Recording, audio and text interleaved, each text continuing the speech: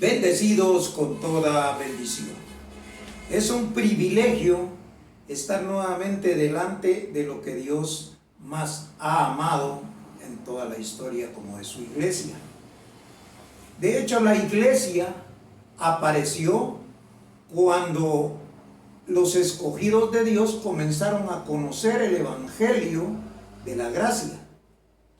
O sea que Pablo comienza a llamar la iglesia por primera vez. De hecho, en Efesios 5:25 dice: maridos, amad a vuestras mujeres así como Cristo amó a la iglesia y se entregó a sí mismo por ella, para purificarla, santificarla y presentarla a sí mismo una iglesia santa y sin mancha. Eso significa que Cristo tenía un propósito. De hecho, la palabra Cristo sabemos que es salvación. Entonces, para dar inicio a la salvación, tenía que limpiar la iglesia y tenía que dejarla sin mancha y sin arruga. ¿Cómo se podía conseguir eso? A través de una limpia conciencia. Por eso la sangre de Cristo limpiará vuestras conciencias de pecado. Quiere decir que un conocimiento era el que iba a limpiar la mente de la iglesia para que pudiera entender que está limpia y sin mancha. No hay pecado. Cualquier parte de la religión le van a enseñar que hay pecado, que está separado de Dios. Le van a enseñar que hay un infierno, le van a enseñar todas esas mentiras que hacen que la gente entre en temor, que la gente entre en miedo, pánico. Pero el conocimiento verdadero de Dios lo que da es confianza para los hijos, para los escogidos de Dios, comenzando con el evangelio de la gracia.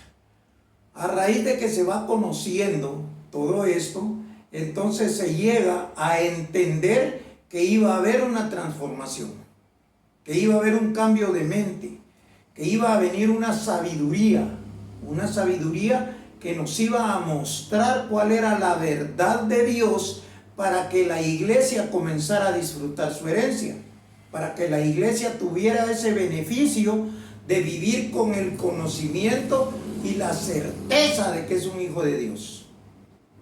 Entonces vamos a dar inicio a esta plática o a esta enseñanza, que de hecho va a ser corta por razón de la ausencia que ha habido. Entonces próximamente ya se estará dando una enseñanza más extensa, más formal, con ya un conocimiento. Por el momento esto es solo para comenzar de nuevo lo que se quedó pendiente. Vamos a ir al conocimiento de la siembra.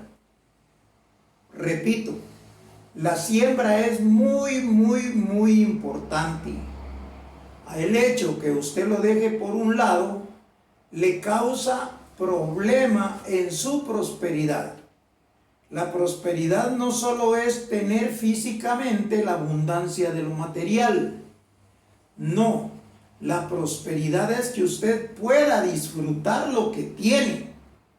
La verdad es que usted pueda ser feliz viviendo con lo que tiene y sabiéndolo administrar. Entonces, de hecho, por eso es que Dios le maneja un orden para lo que es la siembra. Como ya sabemos, la siembra comienza con Abraham. Cuando Abraham recibe la bendición de Melquisedec, dice que le da los diezmos. A partir de ahí comienza todos los seguidores de Abraham a diezmar. Por eso repito, el pueblo judío es muy próspero, porque el pueblo judío no tenía conocimiento, no tenía sabiduría, pero sí veía la prosperidad de Abraham y sabía que era porque él daba los diezmos. Entonces el judío de igual manera daba los diezmos, y obviamente esto no falla, Dios no miente. Por eso es que dice ahí en Malaquías 3:10: probadme ahora en esto, porque dice: ustedes son malditos con maldición, porque la palabra maldito significa separado de Dios. Entonces, cuando les dice allá, probadme ahora en esto, y traigan sus diezmos al alfolí, y verán si yo no les abriré las ventanas de los cielos hasta que sobreabunde. Entonces Dios siempre ha manejado instrucciones para que la gente siembre, para que la gente dé. Ya hablamos de cuando Jesús de Nazaret recibe las 2 blancas de aquella anciana que dio todo lo que tenía, que dio lo que le servía para comer. Entonces tenemos muchos más ejemplos. Ahora vamos a hablar del orden, y para eso vamos a ir a la primera carta a los Corintios en el capítulo 16, y dice así: en cuanto a la ofrenda para los santos, haced vosotros también de la manera que ordené en las iglesias de Galacia. Cuando Pablo dice aquí de la manera que ordené, no está hablando de un mandato, no está hablando de mandamiento, de exigencia o de ley. No, cuando está hablando de la manera que ordené, está hablando de un orden. Está hablando de la gente que tiene que llevar un orden para hacer las cosas. O sea, Dios es un Dios de orden, siempre ha sido así, inclusive en los tiempos, en las enseñanzas. Entonces aquí dice de la manera que ordené, o sea, para ver cómo se manejaba ordenadamente el asunto de la siembra. Entonces dice en el 16:2, cada primer día de la semana, cada uno de vosotros ponga aparte algo según haya prosperado, guardándolo, para que cuando yo llegue no se recojan entonces ofrendas. O sea, ya todos tienen ordenado lo que van a dar a razón de su siembra. Cada primer día de la semana guarde algo según haya prosperado. Eso es para la siembra. Ahora entonces ese es el consejo en esta oportunidad para que usted comience, si no ha comenzado, comience a sembrar, aunque sea poco, pero ya se vuelve un buen hábito, se vuelve una costumbre, sana costumbre, y entonces va a probar usted a Dios en cuanto a su fidelidad en el compromiso de darle abundancia, de prosperarlo. Bueno, en esta oportunidad vamos a hablar brevemente de lo que es el contenido del Evangelio. No el Evangelio de la gracia, no el Evangelio que predicó Jesús de Nazaret sin el entendimiento de los judíos. Vamos a hablar del Evangelio de verdad, del Evangelio del Espíritu. O sea, el conocimiento del Padre para sus hijos. ¿Por qué? Porque si vemos ahí en Hebreos, dice que Dios le habló a su pueblo primero por medio de profetas.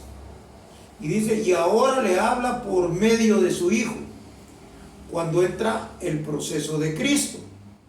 Entonces, pero cuando termina Cristo, entonces ya no habla el Hijo. Cuando termina Cristo, habla el Padre. Y repetimos, dice, cuando Cristo entregue el reino al Dios y Padre, entonces Él será todo en todos. Quiere decir que entonces el Evangelio de verdad no hace acepción de personas. ¿Por qué? Porque cuando se predicaba la gracia sí había acepción de personas. La gracia no era para los judíos. Cuando se predicó el Evangelio de Jesús de Nazaret, aunque no lo entendió el pueblo judío, era para ellos y no era para el pueblo gentil. Por eso en una oportunidad una mujer se acerca a Jesús y le habla pidiéndole un milagro. Y Jesús le habla de esta manera: ¿cómo crees tú que el pan de los hijos se le vaya a dar a los perrillos? A lo que la mujer le responde: aún de las migajas que caen de la mesa comen los perros. Jesús le dice, tu fe es grande y se hará como tú dices. O sea, esta mujer, no siendo judía, alcanzó un beneficio que en ese tiempo era única y exclusivamente para los judíos. ¿Por qué estamos hablando esto? Porque en esas enseñanzas sí había acepción de personas, no era para cualquiera. Como repito, la gracia tampoco era para los judíos. Por eso cuando José Luis de Jesús predicó la gracia, él no se metía a la historia de Jesús de Nazaret.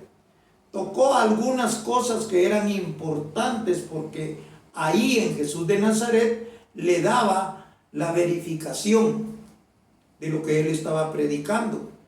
¿Por qué? Porque anunciaba la venida del Hijo del Hombre. Entonces esos versículos él los entendía y los predicaba. Sin embargo, la iglesia no podía entrar ahí sino solo escuchar lo que José Luis de Jesús les estaba predicando en cuanto a lo que él entendía de los 4 libros, Mateo, Marcos, Lucas, Juan. Entonces, ¿por qué les estoy mencionando esto? Porque cuando viene el Evangelio del Padre sí es para todos. Ahí no hay judío ni griego. No hay hombre ni mujer. Ahí no hay esclavo ni libre. Quiere decir que esta palabra es para todos. Por eso es que en la gracia algunos decían, no se dice Dios le bendiga, se dice bendecido, llamando las cosas que no son como si fuesen. En otra oportunidad también se decía, no se dice aleluya, se dice Abba Padre. Pero aleluya y Abba Padre es lo mismo. Es una exclamación de necesidad, es una exclamación de pedir ayuda, tanto aleluya como Abba Padre. Entonces, lo que estamos aprendiendo es que el evangelio de verdad, el evangelio del Padre, es para todos. Y de hecho tengo unos versículos aquí, son como 3 los que vamos a, o les voy a leer en cuanto a esto. Eso está en Juan 16, versos del 1 al 4 vamos a leer. Y dice así, estas cosas os he hablado para que no tengáis tropiezo. Dice, os expulsarán de las sinagogas y aún los expulsarán de las sinagogas y aún viene la hora cuando cualquiera que os mate pensará que rinde servicio a Dios. Y harán esto porque no conocen al Padre ni a mí. El no conocer al Padre ni a Cristo, que es el que está hablando aquí, genera ignorancia. Y esa ignorancia llegaba a la mente de los judíos que mataban, por razón de que creían que era una blasfemia el que tenía el conocimiento verdadero de la doctrina. Vamos a terminar con el 4, porque este es importante. Mas os he dicho estas cosas para que cuando llegue la hora os recordéis de que ya os lo había dicho. Aquí está hablando Cristo, Jesús de Nazaret. Dice, cuando llegue la hora, se acordarán de que ya se los había dicho. Porque cuando llegara la hora, en el evangelio de verdad, en el evangelio del Espíritu, era donde se iban a aclarar las cosas. Cuando se aclaraban las cosas, entonces se ve bien claro el evangelio que predica Jesús de Nazaret o que predicó hace 2000 años. Pero ese es un evangelio eterno. ¿Por qué? Porque ese evangelio permanece para siempre. ¿Cuál era el problema? Que estaba sellado.